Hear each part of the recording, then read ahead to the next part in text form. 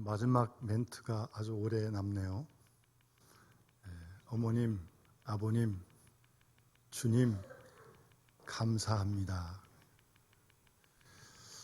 이 나온 청년의 부모님은 밑에 계신데, 지금 여기 안 계신데, 우리 모든 부모님들에게 다 말한 것으로 이렇게 합니다.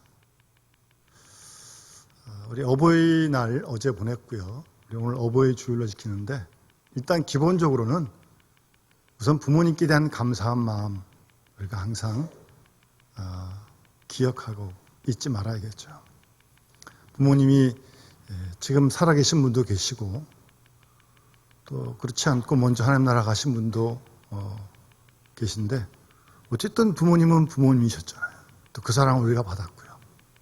그래서 그 부모님께 늘 감사한 마음 우리가 잊지 말아야 할 줄 믿고요. 요즘 이 자녀들이 똑똑해가지고 부모님을 막 이겨먹으려고 그러더라고요. 말로 논쟁해서 그냥 확 제압하려고 그러더라고요. 논리적으로 딱딱 따져가지고. 성경은요, 하나님 말씀은 10계명 중에 5계명이 내 부모를 공경하라고 말씀하셨거든요. 부모와 자식 간의 관계는 뭘 따져가지고 뭐 사리 분별을 정확히 하고 그런 관계가 아니고요. 천륜의 관계죠.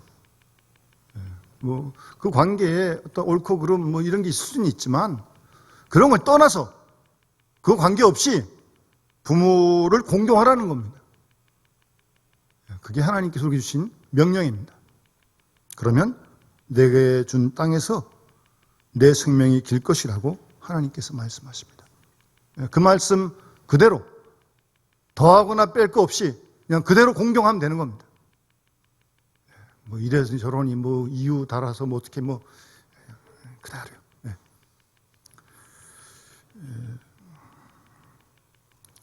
그것이 먼저 우리가 기억하고 감사할 내용이고요.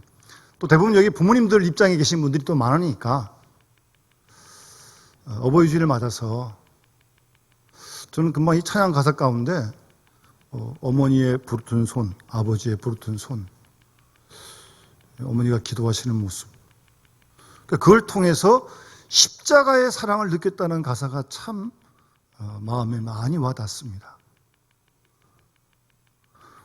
자녀들이 하나님 보지도 못했는데 하나님의 사랑을 어떻게 느낄 수 있습니까? 물론 성경에 기록되어 있지만, 믿음에 따라 다르겠지만, 부모님이, 아버님이, 어머님이 자녀들에게 십자가의 사랑을 자녀들이 알 수 있도록, 경험할 수 있도록 사실은 그런 책임이 부모님에게 있는 거죠. 아버지는 아버지의 사랑으로, 또 어머니는 어머니 사랑으로 십자가의 하나님의 사랑을 자녀들이 느낄 수 있도록 하여튼 그런 또 책임과 사명이 우리 부모님에게 있고요. 그래서 오늘 본문 말씀도 바울이 고린도 교회 교인들에게 너희는 나를 본받아라, 오늘 지금 본문에 그렇게 말씀하시잖아요. 전 그래서 우리 모든 부모님들이 자녀손들에게 감히 오늘 이 말씀대로 너희들 나 본받아라, 그렇게 말씀하실 수 있는, 무언 중에도 그렇게 보여줄 수 있는 부모님이 되셨으라는 마음이 간절합니다. 뭐 본받아라가 말 안 해도 본받게 돼 있어요. 늘 많이 보니까. 어쨌든 너희는 나를 본받아라, 감히 그렇게 말씀하실 수 있는 우리 모든 부모님들이 됐으면 하는 마음이 간절합니다. 저희 어머님이 6년 전에 하나님 나라 가셨거든요. 별로 이렇게 생각이 뭐 많이 나곤 하진 않았는데, 이번 주는, 지난 한 주간은 이 말씀 준비하면서 저희 어머님 제가 생각을 좀 많이 했고, 오늘 아까 불렀던 찬송가도 참 많이 불렀습니다. 저희 어머니 제가 어렸을 때부터 새벽기도 하셨고 그러셨거든요. 제가 좀 장기가 밝아가지고 좀 어둑어둑할 때 눈을 떴는데 어머니가 안 계신 거예요. 새벽기도 가셨던 거죠. 제가 살던 집에서 교회까지 걸어서 왕복하면 한 3, 40분은 걸리는 거리였거든요. 예, 늘 새벽기도 가셨고요. 그리고 그 찬송가 가사에 그런 가사가 있잖아요. 손때 남은 구절마다 아침 저녁 읽으시던 어머니의 성경책. 정말 저희 어머님 하나님 말씀 많이 읽으셨어요. 읽으시는 모습을 제가 봤어요. 그 성경 구절이 이렇게 책이 달아가지고 그런 모습도. 밤에 어렸을 때 제가 잘 때 암송 구절도 이렇게 말씀해 주신 말씀이 가사 그대로 기억이 나요. 그 가사에 보면 홀로 누워 괴로울 때 헤매다가 지칠 때 부르시던 찬송 소리 귀에 살아옵니다. 자녀들이 앞으로 살다가 뭐 괴로울 때 지칠 때 있을 거 아니겠어요? 그때 어머님이 아버님이 부르시던 찬송 소리가 살아와요. 귀에 들었던 게. 반석에서 샘물 나고 황무지가 꽃피니 예수님과 동행하면 두려울 것 없어라.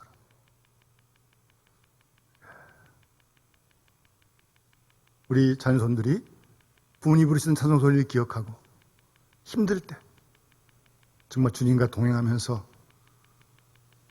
두려움 없이 살아갈 수 있는 그런 자녀손들이 될 수 있도록 그렇게 기도하시고 그런 본을 보여주시면서 남은 생을 살아가시는 우리 모든 부모님들, 어르신들 다 되었으면 하는 마음이 간절합니다. 제가 신학교를 다니던 그 80년대 그때는요, 지금은 신학교가 연세 드신 분들이 별로 없으세요. 제가 다닐 때만 해도 저희 그 같이 공부하던 전사님들 중에서 제가 그때 30대니까요. 40대, 심지어는 50대 되신 분들도 여러 분 계셨습니다. 연령층이 좀 폭이 아주 넓었어요. 지금은 그렇지 못하다 그러더라고요. 다 젊은 사람들이 대부분 다 있다고 그러더라고요. 우리 같이 공부하는 선생님 중에서 대학 교수를 하시다가 50대 넘어서 오신 전사님이 계셨어요. 그래서 한 번은 같이 점심을 먹을 수 있는 그런 자리가 돼서 가까이 이렇게 앉았는데 좀 얼굴이 좀 많이 좀 이렇게 좀 안 좋아 보이시더라고요. 그래서 전사님 좀 힘든 일이 있습니까? 이제 그렇게 제가 이제 여쭈었어요. 그랬더니 이제 그 전사님이 대학 교수 하다 오셨거든요. 이런 말씀을 하시는 거예요. 전사님, 제가 여기 신학교 오기 전에 학교에서 학생들 가르쳤고, 이제 그때 교육조사니까 이제 나가서 설교도 하고 이제 그러잖아요.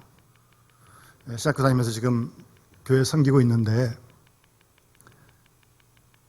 교회 가서 설교하는 것이, 목회하는 것이 대학교에서 아이들 가르치고 그랬던 것보다 훨씬 더 어렵다는 거. 그러니까 자꾸 이렇게 좀 스트레스가 되니까 이렇게 좀 얼굴도 좀 마르고 얼굴도 좀 초췌해지고 그러셨다는 거예요. 그러니까 뭐가 그렇게 많이 다르고 힘드십니까? 이제 그랬더니 그 전사님이 세 가지를 말씀하시는 거예요. 첫 번째, 학교에서 가르칠 때는 강의안이 다 있잖아요. 그리고 한 학기 강의하니까 뭐 1년 지나고 2년 지나면 다른 학생이 오니까 같이 강의한 내용 가지고 조금 뭐 새로운 참고해서 내용을 지식을 전달하면 되는 거 아니에요. 근데 이 설교는 할 때마다 새롭게 창작을 해야 되거든요. 예? 설교를 할 때마다 마치 연극하는 사람이 공연을 몇 번 하는데 기계적으로 하는 게 아니잖아요. 그때 늘 새롭게 연극을 하는 거 아니에요. 그처럼 설교를 계속 창작해내는 게 참 힘들다. 강의하는 것보다 더 힘들다고. 그런 말씀 솔직히 하시고. 두 번째, 설교라고 목회를 하니까 늘 이 목회자가 어떤 영적인 건강한 상태를 지켜야 되잖아요. 제 마음이 평안해야 우리 설교하는 이 시간도 우리 교우들에게 제가 은혜를 끼칠 수 있는 거 아니겠어요? 막 마음이 낙심이 되고 막 절망이 되고 막 부부를 꿇고 누구 막 미워 죽겠고 막 그래가지고 여기서 설교할 수 있겠습니까? 그래도 해야 되지만 그러니까 영적인 어떤 그 평정심을 지키기가 참 힘들다는 거예요. 사람이 뭐 기분이 좋을 때 있고 안 좋을 때 있고 기쁠 때 있고 슬플 때 있고 그렇잖아요. 믿음이 열심히 있을 때가 있으면 또 그렇지 못할 때가 있고 항상 한결같은 영적인 상태를 지속한다는 게 너무 힘들다. 솔직하게 그런 말씀하시더라고요. 많이 공감이 되는 그런 내용이었어요. 제가 얼마 전에 노예 어떤 장로님한테 전화를 받았는데 토요일 날 첫 번째 그 장로님 말씀이 목사님 내일 주일 준비하시는데 전화드려서 죄송합니다. 그러니까 노예 때문에 전화를 하는 거거든요. 노예 앞두고 바로. 예? 참 제가 그 말씀이 참 고마웠어요. 좀 신경 쓰게 할까 봐. 예? 그 장로님 말씀이 그래도 꼭 노예 전이라 필요해서 이제 전화를 했는데 미안하다는 거죠. 미안하다고. 그런 마음 아시겠어요? 어쨌든 이 마음이 평온하고 영이 늘 충만한 상태, 그거를 지속하기가 어렵다는 거예요. 예?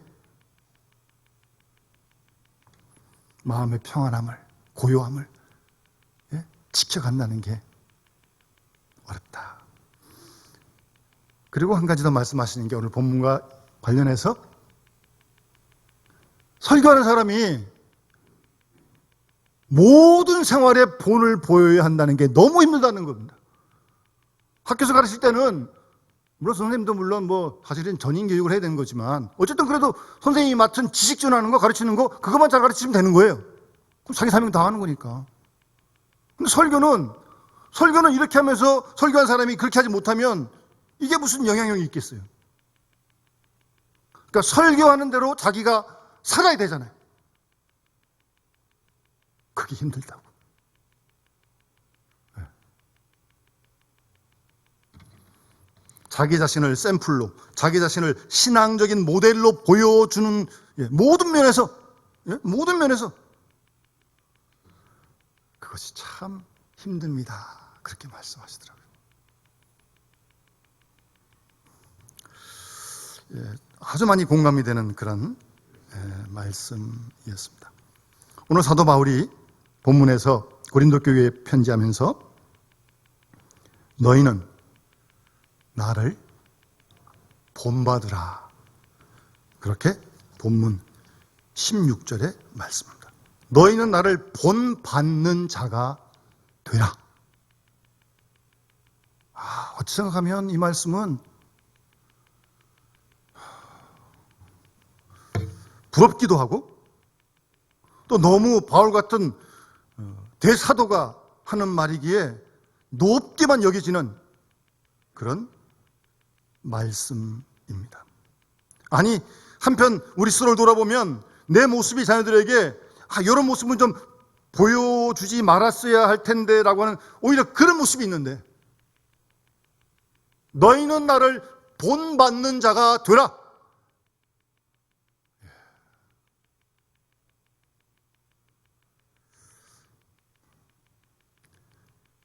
대단한 말씀입니다. 알게 모르게 우리는 주위 사람들에게, 자녀들에게 본을 보이고 또 보는 그 사람에게 본을 받고 있죠. 스스로 알든 모르든 그런 영향이 미쳐지는 거죠.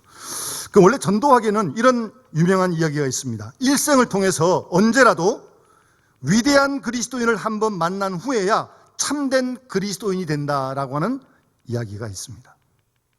여기서 위대한 그리스도인이라고 해서 허물이 없고 완전한 사람, 그런 사람이 어디 있어요? 그런 건 아니고요. 나도 저분처럼 좀 신앙생활하고 싶다. 나 저분처럼 예수 믿고 싶다. 여러분 그런 분 만난 적 있으세요?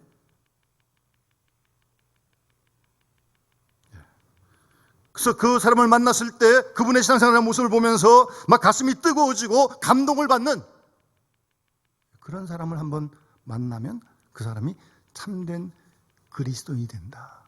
그런 얘기가 있습니다. 그렇지 않고 그 반대가 된다면 아주 곤란하겠죠? 나 저 사람 때문에 안 믿어. 뭐 그것도 잘하는 거 아니지만 좋지 못한 영향을 끼치는 그런 영향을 끼치는 그런 일이 있어서는 정말 안 되겠죠. 어쨌든 본받으란 말을 할 수밖에 없고 원튼 원치 않든 주위 식구들 자녀손들이 여기 있는 우리 부모님들을 본받을 수밖에 없습니다. 늘 만나는데 늘 보는데요.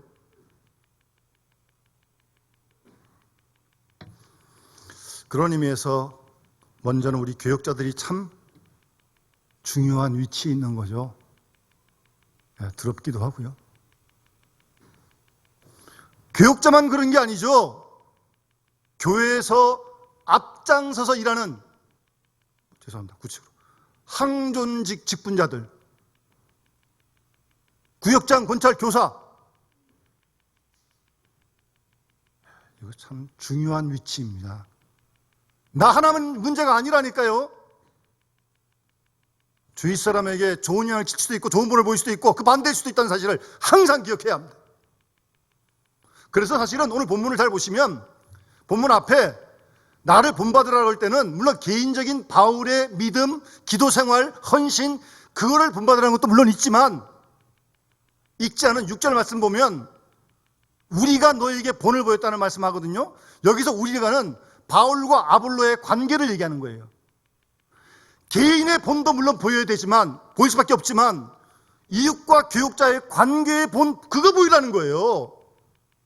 화평하는 관계, 존중하는 관계, 함께는 일하는 관계 그런 걸 보여주라는 겁니다. 본을 보였다는 거예요, 바울은. 그러니까 이 직분자들이 참 중요한 거죠. 개인적으로도 중요하고 함께 일하는 교인 간의 관계에서도 참 중요한 거죠. 그러니까 자녀들이 부모를 본받을 때 부모 개인도 물론 본받지만 부모가 엄마와 아빠의 관계도 본받고 아빠와 아빠 친구와의 관계도 본받고 뭐 엄마와 엄마의 그 친구와도 다 관계를 본받는 거죠.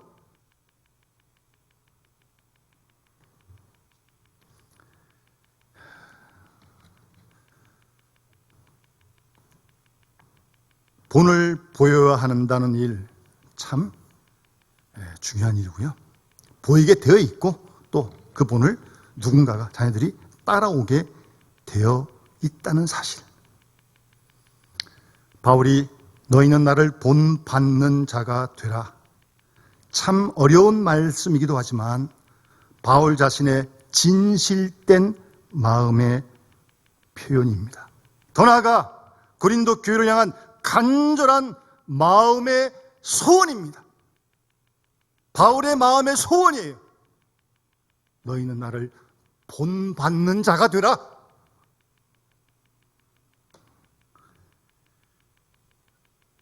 강하고 담대하게 하나님의 사람된 자신의 정체를 명확하게 밝히고 있습니다.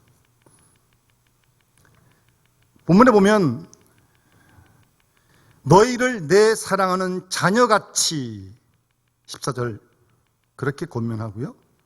16절에도 15절에도 그리스도 안에서 1만 스승이 있을 때 아버지는 많지 않다. 아버지는 뭐 한 사람이죠. 뭐 많지 않은 게 아니라. 그러면서 그리스도 안에서 내가 복음으로 너희를 낳았다라고 그렇게 바울이 말씀합니다. 그러니까 바울은 바울과 지금 고린도 교인들 관계를 아버지와 자녀 그 비유의 관계로 설명을 지금 하고 있는 거죠. 저희가 낳지는 않았지만 복음으로 낳았다는 거죠. 복음으로. 그래서 오늘 이 본문 너희는 나를 본받는 자가 되라는 말씀을 좀 더 깊이 있게 우리가 이해하기 위해서는 그 위에 있는 15절 말씀을 더 먼저 좀 깊이 마음에 새겨야 됩니다. 그리스도 안에 1만 스승이 있을 때 아버지는 많지 아니하니 그리스도 예수 안에서 내가 복음으로 너희를 낳았다라는 이 말씀. 이 낳았다라는 말은요, 헬러어에 두 가지 단어가 있습니다. 같은 표현으로. 여러분 그 마태복음 1장에 보면 예수님의 족보가 나오잖아요. 아브라함이 이삭을 낳고 이삭이 야곱을 낳고 야곱은 유다와 그 형제를 낳고 거기서 말하는 낳고는 아브라함, 이삭, 야곱은 다 아버지예요, 아버지. 아버지가 낳았다는 거예요. 그러니까 그럴 때 쓰는 나쿠란 단어하고 어머니가 자녀를 낳았다 할 때 나쿠란 단어가 헬라어는 다릅니다. 그런데 오늘 본문에서 바울이 보물을 낳았다 할 때는 전자의 뜻이죠. 생물학적으로 낳았다는 게 아니고 아브라함, 이삭을 낳듯 그런 관계를 지금 설명해 가고 있는 것입니다. 복음으로 너희를 낳았다. 하나님 말씀, 복음 안에서 너희를 낳았다는, 바울이 전도해서 예수 믿게 한 사람들이니까요. 여러분, 우리 육적인 생명도 마찬가지고 영적인 생명도 마찬가지입니다만 생명은 하나님의 것입니다. 하나님께서 나게 하시고 하나님께서 데려가시고 하나님께서 자라게 하십니다. 모든 생명은 생명의 주인이신 하나님 역사하시는 겁니다. 우리가 가정에서 자녀를 낳았다, 얻었다, 하나님이 주신 거죠. 물론 엄마 아빠가 기르느라고 애를 많이 쓰시지만 자라게 하시는 분은 하나님이시죠.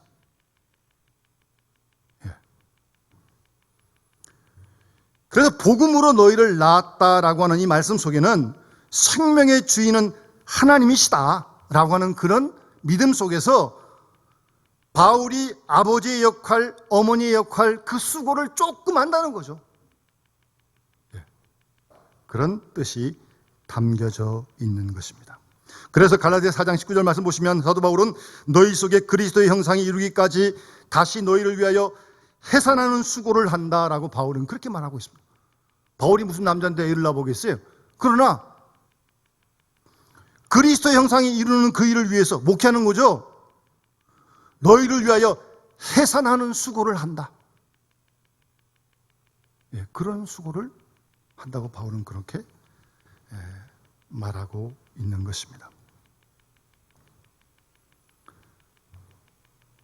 제가 전에 있던 교회에 어떤 여집사님이 결혼했는데 한동안 애를 갖지 않았어요. 왜요? 애기 낳는 게 무서워서.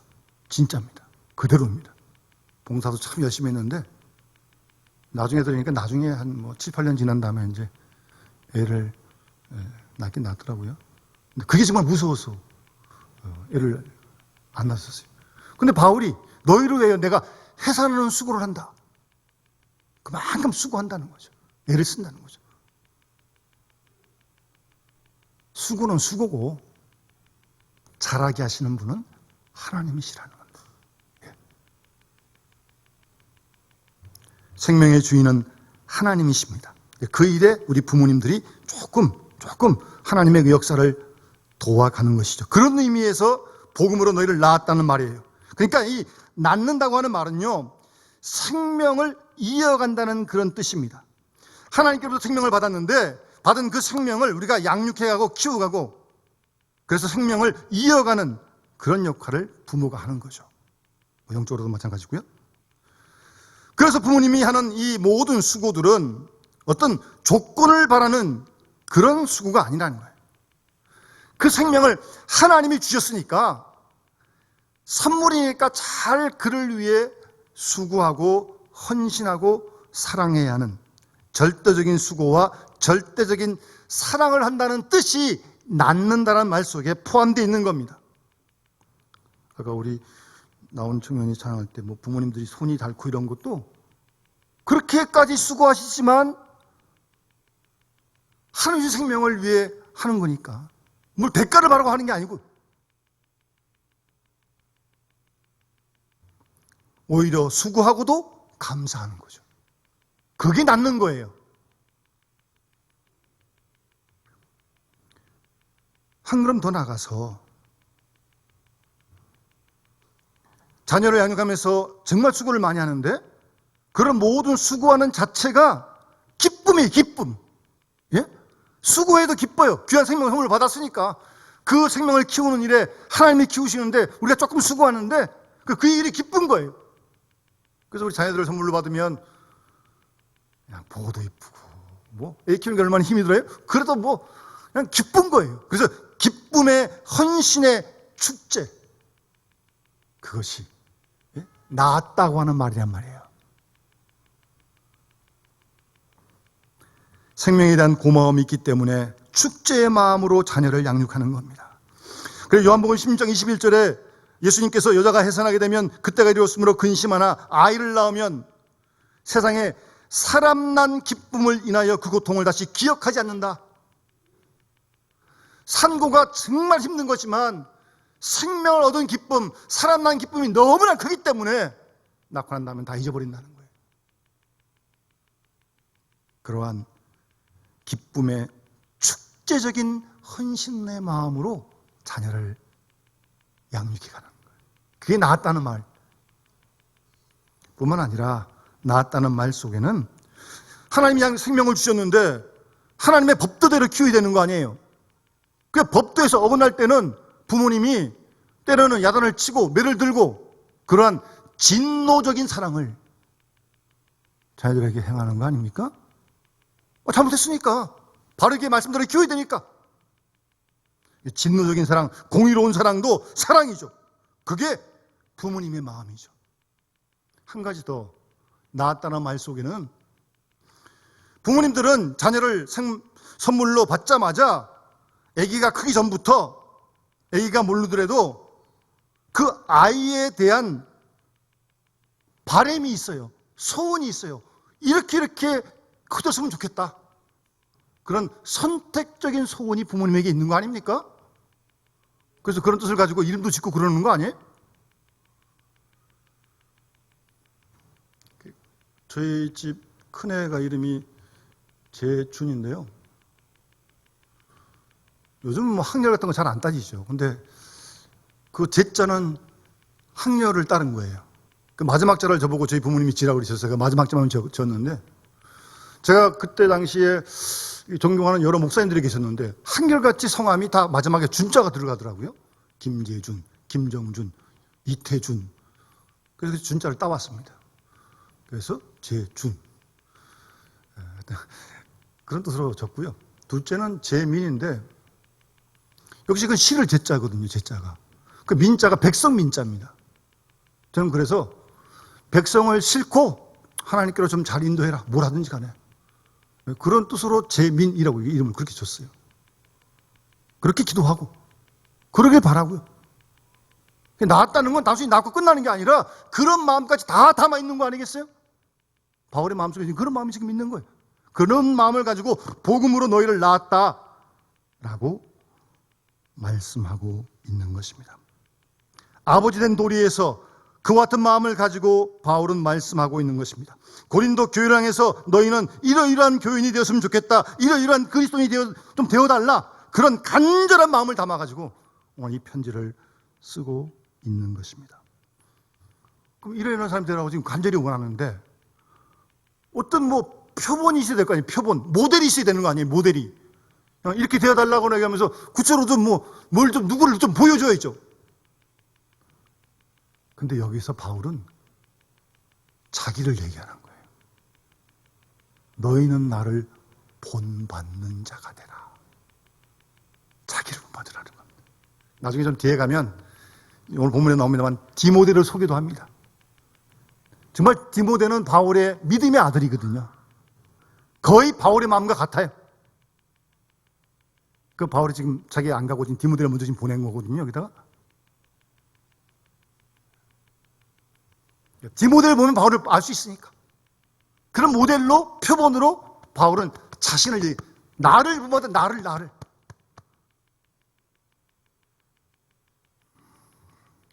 아주 강한 표현이죠. 요즘 이런 얘기 혹시 들어보시는지 모르겠습니다만 요즘 젊은 사람들이요 이런 얘기 한다고 합니다.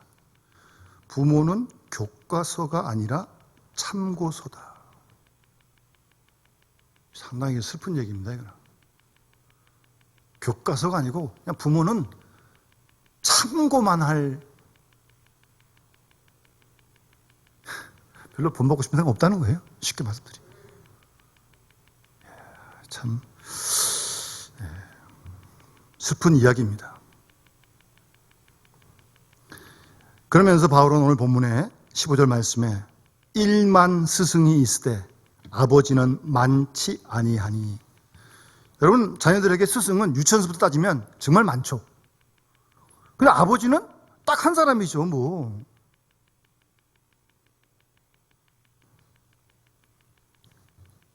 아버지는 딱 한 사람입니다. 특히 이 당시는요, 조금 여유가 있는 집안에서는, 그 당시 노예도 있고 그렇지 않았습니까? 그러니까 노예 중에서 오래된 노예, 주인의 마음을 잘 헤아리는 노예, 그런 노예를 아이에게 그냥 가정교사로, 딸이 하지 말고 너는 얘만 키워라, 얘만 잘 가르쳐라, 내 뜻을 알아가지고. 그 아브라함에게도 늙은 종이 있었거든요. 그 종이 나가서 이삭 데려오잖아. 이삭의 아내 리브가를 데려오잖아요. 주인의 마음을 잘 헤아리는.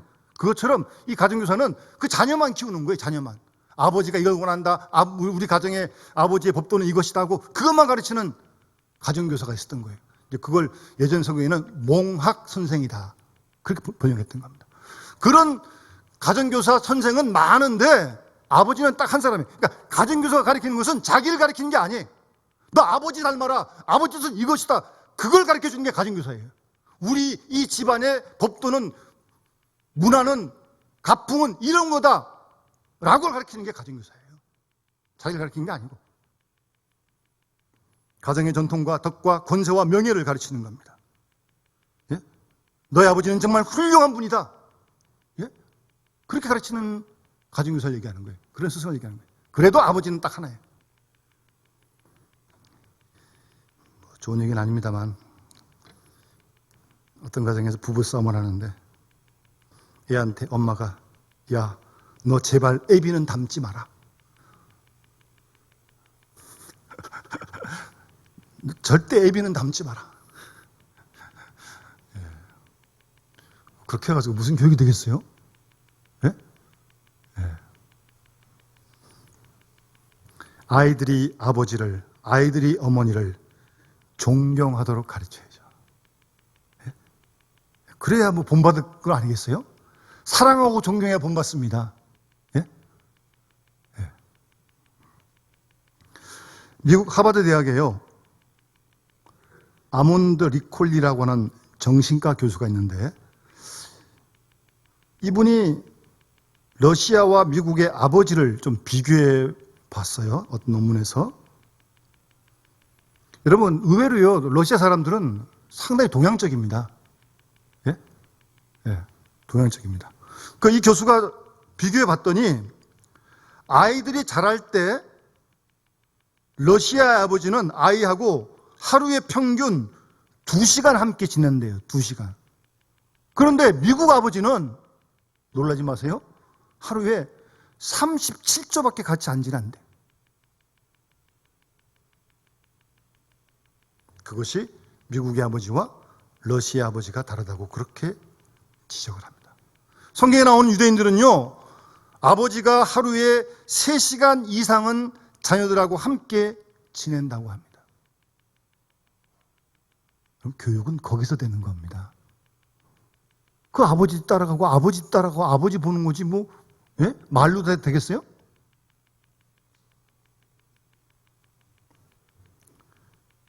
사도 바울은 오늘 고린도 교회 교인들에게, 내가 너희에게 권하는데 너희는 나를 본받는 자가 되라, 그렇게 감히 말씀하면서 17절 말씀에도, 저가 너희로 하여금 그리스도 예수 안에서 나의 행사, 곧 내가 각 처에서 각 교회에서 가르친 거 다 생각나게 할 것이다. 그러니까 생각나게 한 그 행사를 따라서, 나를 본받아서 다 그대로 해라, 그 말이죠. 내가 하는 대로 너희도 하고, 내가 뜻하는 대로 너희도 뜻하고, 내가 말하는 대로 너희도 말하고, 내가 기뻐하는 거 너희도 기뻐하고, 내가 목적으로 삼는 거 너희도 목적으로 삼고, 내가 간절히 소원하는 거 너희의 소원이 되길 바라고, 내 행복이 너희의 행복이 되길 바라고, 내 믿음과 내 신앙 고백이 너희의 믿음과 너희의 신앙 고백이 되기를 간절히 원한다, 그런 마음이, 그게 본받으라는 겁니다. 뭐 바울처럼 뭐 선교사가 되라, 전적으로 뭐 사역을 해라, 독신으로 살아라, 그런 말이 아니고요.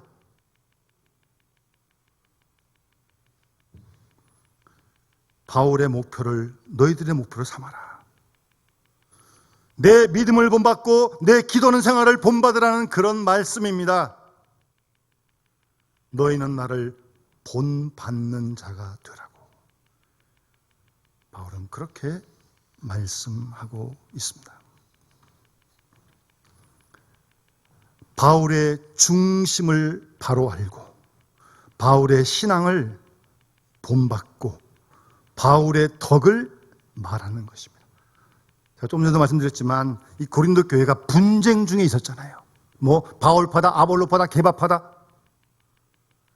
그들에게 편지하면서 앞에 6절에서는 우리가 본을 보였다는 거예요. 너희들이 지금 분쟁하고 있지만 나와 아볼로는 하나다. 나와 아볼로는 화평한 관계에 있다. 그런 본을 보였다는 겁니다.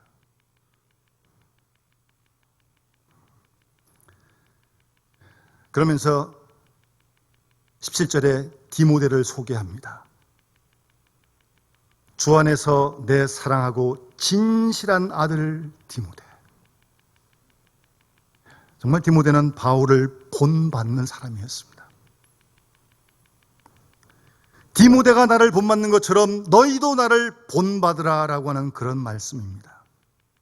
그 빌립보서 2장 19절에 보면 내가 디모데를 속히 너희에게 보내기를 주 안에서 바람은 너희의 사정을 알므로 안위를 받으려 함이니 이는 뜻을 같이하여 너희 사정을 진실이 생각할 자가 이 밖에 디모데밖에 내게 없습니다. 저희가 다 자기를 구하고 그리스도 예수 일을 구하지 아니하되 디모데의 연단을 너희가 안 하니 자식이 아비에게 함같이 나도 함께 복음을 위하여 나와 함께 복음을 위하여 수고한다. 자식이 아비에게 함같이. 그러니까 디모데가 나에게 하는 것처럼 너희들도 나에게 그렇게 해다오 라고 하는 그런 말씀입니다. 우리 부모님들, 어르신들 자녀에게 보여주기 위해서가 그게 아니고요. 사도 바울이 고린도전서 11장에 가면 내가 그리스도를 본받는 자 된 것처럼 너희는 나를 본받으라 그러거든요. 우리가 그리스도를 자꾸 본받아가는 게 신앙생활 하는 거 아니겠어요? 그리스도의 식, 예수님식, 내 식 말고 내 생각 말고 개인적으로 그렇고 관계도 그렇고요. 그런 것처럼 너희는 나를 본받으라고.